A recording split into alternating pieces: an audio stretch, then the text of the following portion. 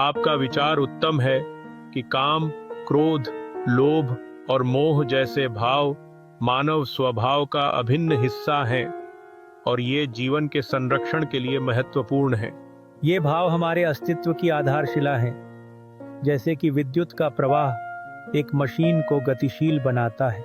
काम एक सृजनात्मक इम्पल्स है।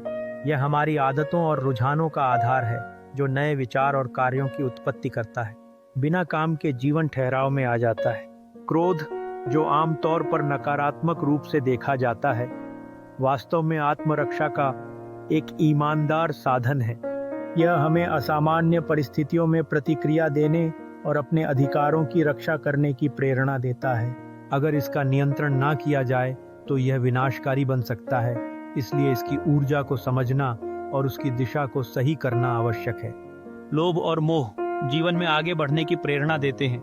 लोभ हमें अपने लक्ष्यों की ओर अग्रसर करता है, जबकि मोह हमें दुनिया के प्रति संवेदनशील बनाता है। लेकिन इनका अतिरेक हमें भटकाने और हमारी सोच को धुंधला करने का काम करता है। इसीलिए संतुलन का सिद्धांत यहाँ विशेष रूप से महत्वपूर्ण है। तुलसीदास जी ने इस सत्य को सरलता से कहा है कि जड़ और चेतन के बीच का बंधन स्वतंत्रता प्रदान नहीं करता। स्वभाव की इस जटिलता को समझने के लिए हमें अपने मनोभावों का नियंत्रण जरूरी है।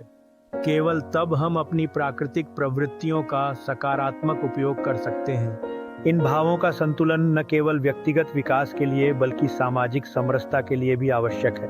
काम में साधना, क्रोध में विवेक और लोभों में संतोष का भाव अगर संज्ञान में आ जाए तो ये सभी भाव हमें शक्ति और ऊर्जा प्रदान कर सकते हैं।